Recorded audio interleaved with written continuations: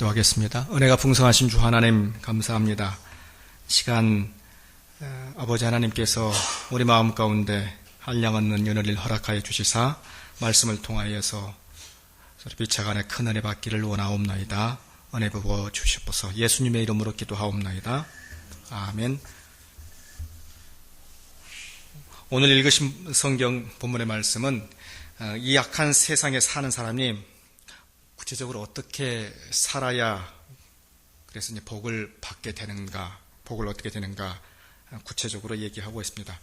시편 1편은 인생의 두 길을 이제 소개하고 있는데 한쪽은 복 있는 길이고 또 한 길은 저주가 있는 길이다라고 얘기를 하고 있습니다. 한 길은 다시 말해서 구원의 길이고 한 길은 파멸의 길이다. 시편 1편은 특별히 또한 기도와 찬양으로 들어가는 첫 머리에 있습니다. 히브리어, 그러니까 구약은 히브리어로 적혀 있기 때문에 시편 1편의 첫우, 복 있는 사람 할 때 이 복, 아슈레이라는 우리나라 말로 하면 기억에 해당되는 아쉬라는 아슈레이라고 하는 그 첫 두로 이렇게 시작되는 것을 볼 수가 있습니다. 여러분, 막연하게 우리가 이제 복을 생각할 때가 많이 있습니다. 여러분, 혹 복권에 당첨돼 보신 적 있어요? 소원이시죠, 여러분들? 요새 계속 이제 화두가 되고 있는 두 사람이 있습니다. 소위 이제 다른 사람들은 몰라도 이 두 사람만큼은 우리가 흔히 말하는 금수저를 물고 태어난 두 사람이 있습니다. 이건희 회장과 정몽준 국회의원이죠. 두 사람이 연일 계속해서 화두에 이제 집중되고 있는데, 한 사람은 건강이 이상이 있어서 지금 계속해서 치료 중에 있고, 한 사람은 어제죠? 이제 서울시장에 이제 입후보해서 이제 경선을 앞두고 있는 그런 사람입니다. 삼성 회장은 무려 재산이 12조가 이상이 넘고요. 그리고 정몽준 그 국회의원은 2조 이상이 됩니다. 참 우리가 상상할 수 없는 그러한, 어떻게 보면 금전적으로 따지면 큰 복을 가지고 있는 사람이면 틀림이 없습니다. 자, 그렇다고 해서 그 사람들이 과연 복을 온전히 소유할 수 있다라고 얘기하고 있습니까? 복이 있는가? 두 사람들이 얘기하는 그 자서전을 본 적이 있는데, 그 사람들은 그렇게 얘기합니다. 이 돈을 많이 가졌다고 해서 나에게 복이 있는 게 아니라 이 돈들을 과연 어떻게 잘 유지하고 다루는가 하는 것이 나에게는 큰 복이다라고 본 적이 있습니다. 어떻게 하면 그러한 돈들을 잘 유지시킬 것인가, 잘 키핑할 것인가 하는 것, 자, 그거에 하나의 크게 큰 복이라는 것입니다. 우리가 흔히들 얘기할 때 이 복은 세 가지를 유의하는 편이 훨씬 편합니다. 첫 번째로는 환경적인 복입니다. 환경을 우리가 얘기할 때 일기가 어떻든가, 날씨가 어떻든가, 정치, 경제, 문화, 어떤 주변의 상황들이 나에게 얼마만큼의 큰 도움을 주고 있는가, 이걸 우리가 흔히들 환경적인 복이라고 그럽니다. 또한 두 번째로는 상태적인 복으로서 우리가 건강한 상태를 계속해서 유지하고 있는가, 건강이 없으면 아무것도 없죠. 그래서 건강에 대해 우리가 지내고 있는가 하는 것이 상태적인 복이고요. 또 한 가지, 우리가 예수 그리스도를 믿는 자로서 꼭 알아야 될 것인데, 그것은 존재론적 복이라고 합니다. 즉, 우리가 영육간의 강건함을 누구에게 의지하고 복을 간구하고 있는가. 존재론적, 그 권세가 크면 클수록 그 존재, 예수 그리스도를 향한 그 위험 있는 사람을 향한 그 복이 누구로부터 오는지를 아는 것, 그것이 하나의 존재론적 복이라는 것입니다. 상태와 그리고 환경과 여러 가지 많은 것들이 있지만, 자, 그러나 우리가 예수를 믿는 자로서 온전히 구해야 될 복, 자, 그것은 존재론적이라는 복이라는 것입니다. 여러분 잘 아는 것처럼 모든 복의 근원은 어디에 있습니까? 우리가 믿는 자로서 분명히 천국에 있는 것을 우리가 믿습니다. 매 순간마다 늘 우리가 간구해야 되고 영원한 세계가 있다는 것을 분명히 알기 때문에 우리가 계속해서 이 복된 삶을 살아야 하는 것입니다. 진정한 복. 돈은 있는데 인격이 없습니다. 자, 그럼 우리가 복이라 할 수 있습니까? 할 수가 없습니다. 권세는 있는데 지혜가 없습니다. 진정한 복입니까? 결코 그렇게 말할 수가 없습니다. 자식들은 많이 있습니다. 자, 그런데 그 자식들이 부모를 원망한다면 우리가 온전히 복을 누리지 못한다고 얘기할 수 있습니다. 명예가 없습니다. 자, 그렇다고 해서 장수하면 여러분들 과연 진정한 복이라 할 수 있습니까? 결코 그렇게 말할 수가 없는 것입니다. 흔히들 어른들 얘기하는 것 보시면 여러분들 손이 벽에 똥칠할 때까지 이렇게 살아봐야 가장 큰 힘은 없다라는 것이죠. 뭐가 제일 중요하다는 겁니까? 명예가 있을 만큼 장수도 큰 복이 있다라는, 즉 수죽욕이라는 말이 있어요. 즉 명예만큼이나 그 장수, 나이가 긴 만큼이나 욕을 덜 먹고 살아야 된다는 것이 우리 인간의 목적이라는 것입니다. 자, 그래서 우리가 반드시 알아야 될 것은 우리 자신이 과연 명예를 얻는 자로서, 즉 계속해서 복을 얻는 자로서 우리 자신의 삶을 한 번쯤 되돌아보고 자신이 과연 그 복을 받을 만큼의 삶을 온전히 살고 있는가를 궁극적으로 알아야 한다는 것입니다. 자, 그래서 오늘 본문의 특별히 말씀은 무엇을 가져야 복이 있다, 또 무엇을 알아야 복이 있다라고 시작을 하고 있지는 않습니다. 서둘러 한번 보시기 바랍니다. 뭐라고 시작됩니까?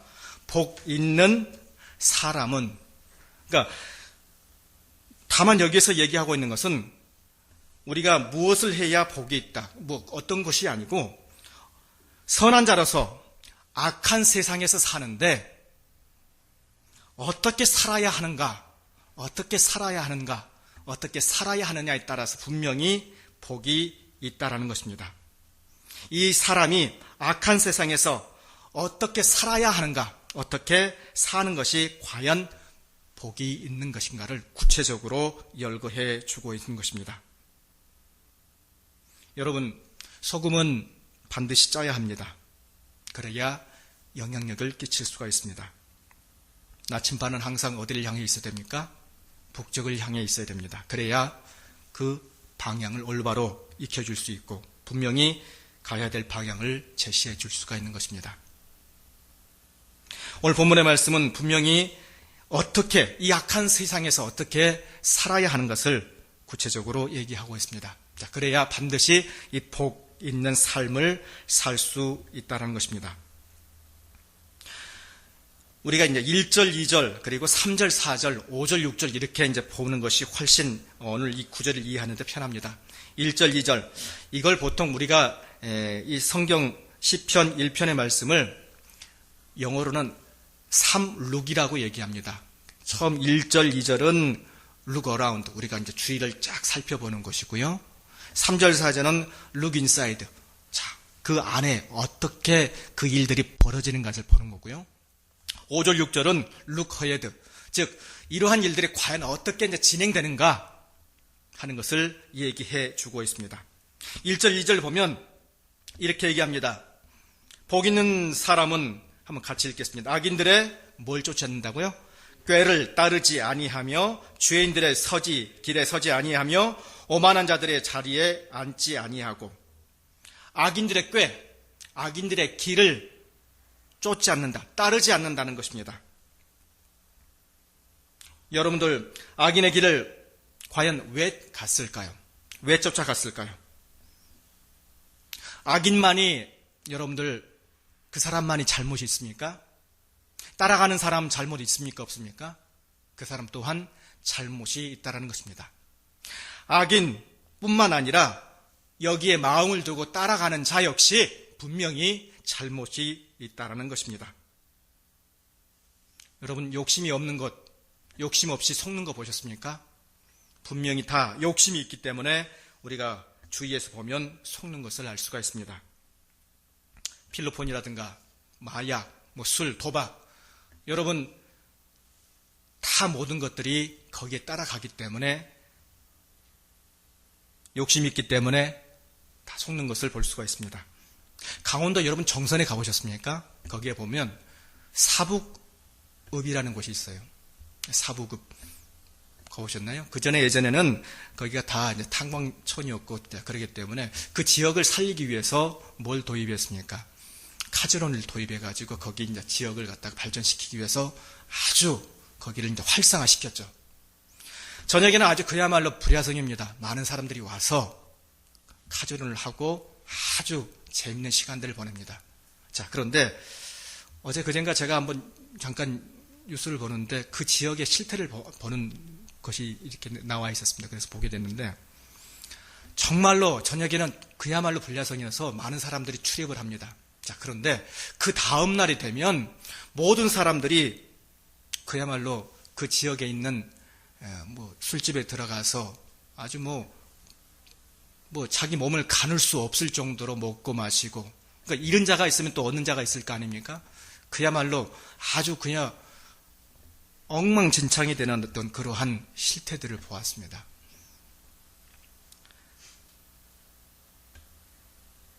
많은 사람들이 건전하게 도박을 해야 된다, 그건 괜찮다 얘기를 하지만은, 그러나 그 정도가 지나치면 결국 나중에 발생되는 것은 핍박과 그리고 마음의 피폐와 그리고 자기에서 오는 절제치 못하게 해서 오는 정말로 피폐한 인생을 맛보게 된다는 것입니다.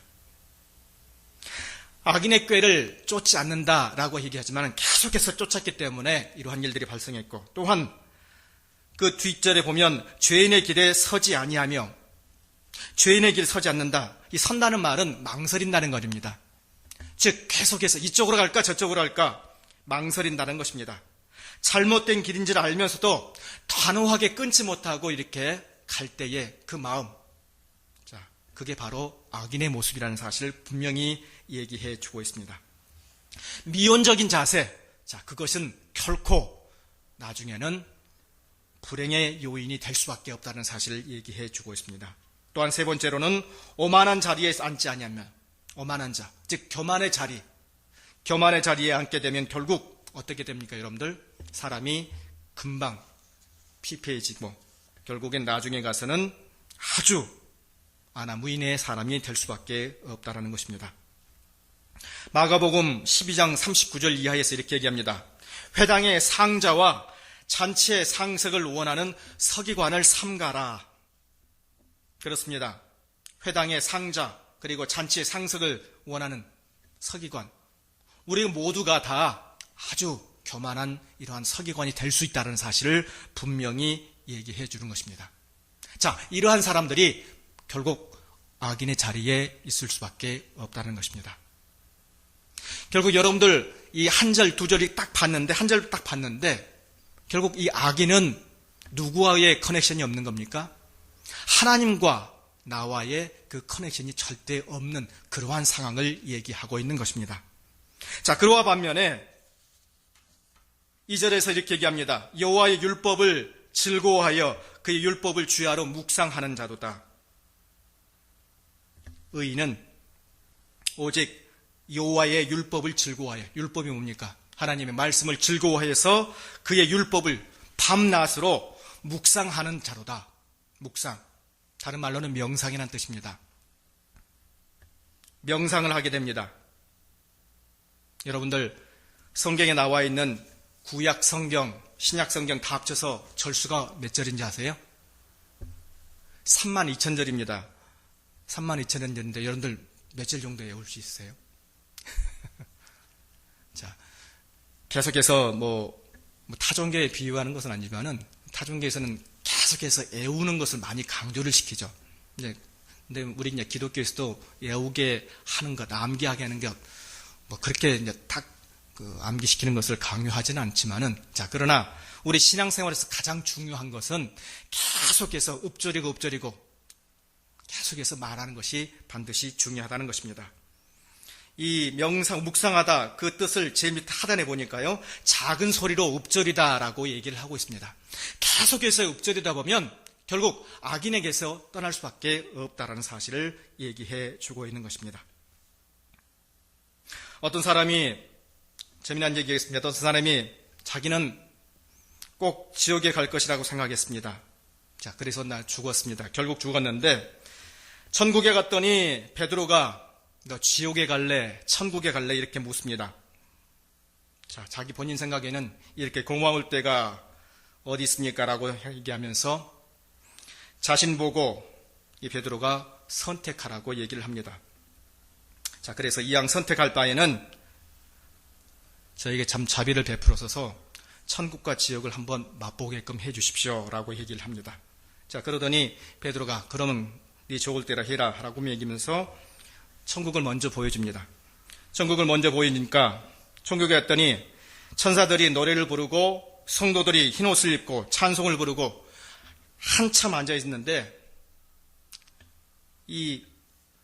거기에 간 이 사람이 따분해질 수밖에 없죠. 따분해서 견딜 수가 없습니다. 못 있겠다는 것입니다. 자, 그래서 천국은 됐고 자, 그러면 지옥을 한번 보여주십시오. 자, 거기에 갔더니 어떻습니까? 카지노도 있고 술집도 있고 정말로 왁자지껄 그야말로 살맛 나고 괜찮다라는 것입니다. 자, 그래서 베드로에게 저는 아무래도 천국 체질이 아니라 지옥 체질인 것 같습니다. 자, 그렇게 얘기하면서 저 지옥에 가겠습니다. 이렇게 얘기하더라는 겁니다. 자, 그래서 베드로에게 얘기해서 저 지옥에 보내주십시오. 자, 그래서 그를 지옥에 보냈습니다. 그가 딱 지옥에 갔더니 아까 왔던 그 지옥이 아닙니다. 가니까 좀 이상합니다. 계속 가니까 엉뚱하게 뜨거운 불이 나오고요. 상상치 못할 엄청나게 견디기 힘든 그러한 시련의 장소가 등장을 하게 됩니다. 천사가 설명을 합니다. 아니, 왜 이렇게 다릅니까? 천사에게 얘기합니다. 천사가 설명을 하기를 그때는 네가 처음에 올 때는 관광비자로 왔고 지금은 영주권으로 왔다 이렇게 얘기를 하더라는 것입니다. 처음에는 관광비자라 좋죠. 관광비자로 오면 그야말로 즐길 것은 즐기는 거니까요. 자, 그랬더니 지금은 영주권에 왔기 때문에 분명히 다르다라는 것입니다. 좋기는 술집이 좋은데 결국 천국에 가서 못 산다는 것입니다. 우리의 신앙 동안 어떻습니까, 여러분들? 여기가 좋사오니 계속해서 좋사오니 여기에 머무르기를 원합니다. 자, 그런데 실상 악인의 모습을 가지고 계속해서 살면서 우리는 의의 모습은 결코 쫓지 않는다는 것입니다.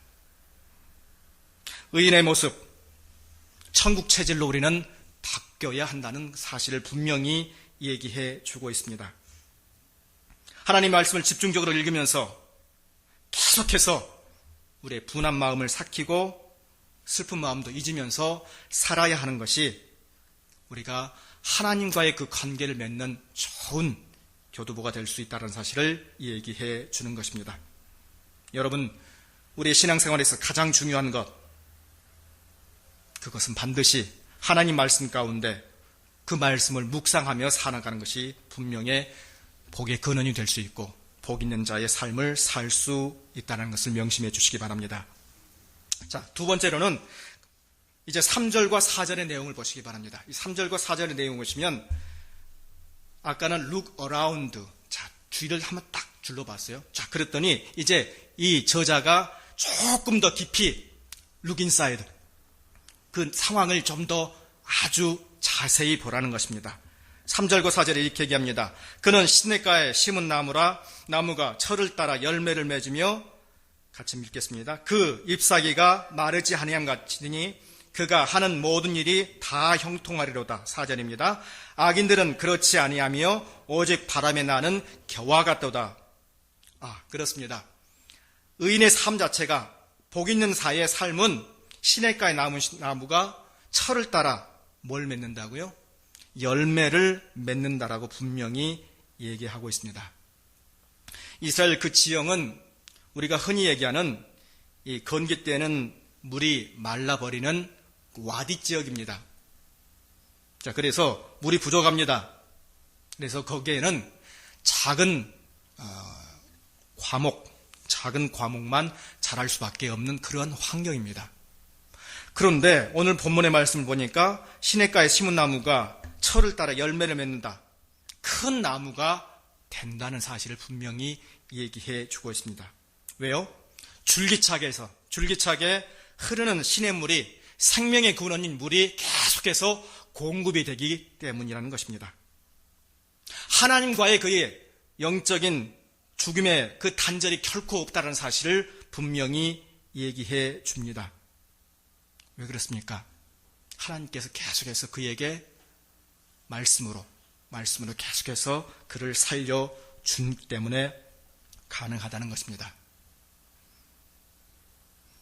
여러분, 갈라디아서 5장 22절로 23절 말씀에 우리에게 성령의 열매가 몇 가지가 있습니까? 5가지가 있습니다. 아니, 9가지가 있습니다. 사랑과 희락과 화평과 양선과 자비와 절제와 온유와 오래 참음과 충성. 자, 이러한 열매들이 있기 때문에 결코 의인의 모습은 시들어질 수가 없다는 사실을 얘기해 줍니다. 자, 그와 반면에 우리가 읽었던 것처럼 악인은 결코 그렇지 아니하고 오직 바람에 나는 뭐와 같다고 얘기하고 있습니까? 겨와 같다. 부피는 아주 그럴싸한데 그 내용물은 정말로 없는, 텅 비어있는 그러한 겨와 같다고 얘기를 하고 있는 것입니다. 이 악인들에게는 썩지 아니할 시, 곧 성경의 말씀이 없다라는 사실을 분명히 얘기하고 있는 것입니다. 자, 그러므로 인해서 5절로 6절 look ahead, 즉 무슨 말이냐? 자, 이렇게 딱 되다 보니까 결국 우리가 눈에 안 보도 뻔하지 않습니까? 그 미래가 과연 어떻게 보여질 것인가? 5절에서 이렇게 얘기합니다. 그러므로 악인들은 뭘 못 견딥니까? 심판을 견디지 못하며 죄인들이 의인들의 모임에 참여할 수가 없습니다.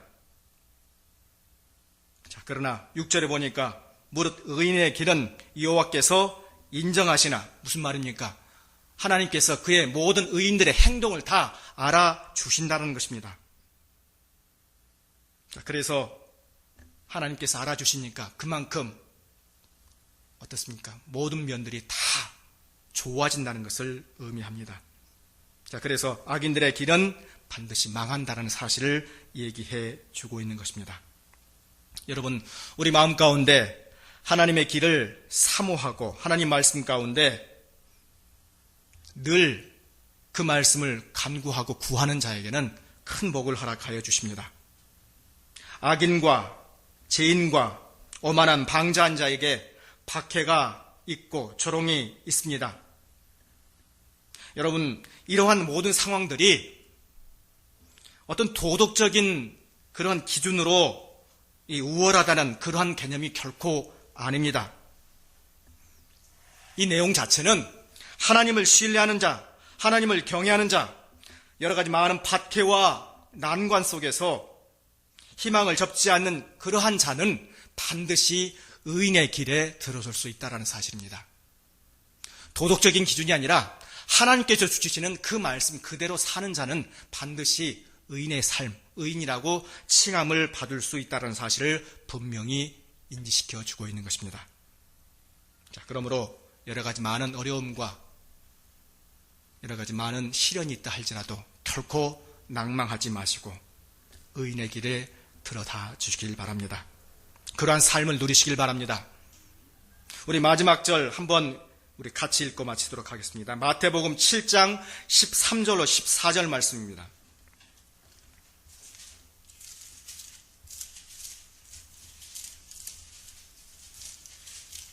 마태복음 7장 13절로 14절 말씀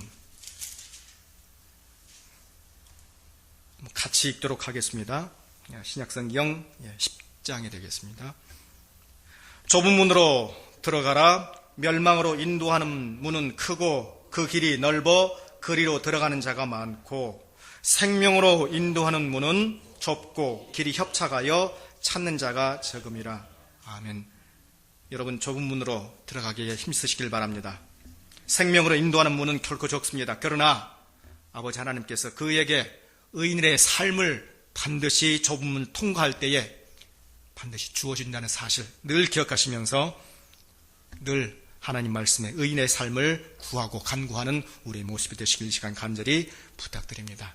기도하시겠습니다. 은혜가 풍성하신 주 하나님 감사합니다. 아버지 하나님, 오늘 말씀을 통해서 우리가 과연 의인의 삶을 살기를 원하올진데 그 의인의 삶이 결코 쉽지는 않습니다. 그러나 아버지 하나님께서 그 말씀을 따르며 지키며 살아갈 때에, 순종하며 살아갈 때에 우리에게 복 주신마 약속하셨고 복 있는 자라 칭함을 주심을 우리가 믿습니다. 아버지 하나님, 늘 그러한 신앙 갖게 하여 주십시고 하나님을 신뢰하고 경외하고 늘 변치 않는 그러한 믿음 갖게 하여 주시옵소서. 주 예수 그리스도 이름으로 기도하옵나이다. 아멘. 주기도문을 마칩니다. 하늘에 계신 우리 아버지여, 이름이 거룩히 여김을 받으시오며 나라의 마옵시며 뜻이 하늘에서 이루어진 것 같이 땅에서 이루어지리이다. 오늘날 우리에게 일용할 양식을 주옵시고 우리가 우리에게 죄의 지은 자를 사하여 준 것 같이 우리 죄를 사하여 주옵시고 우리를 시험에 들게 하지 마옵시고 다만 악에서 구하옵소서. 대개 나라와 군세와 영광이 아버지께 영원히 있사옵나이다. 아멘.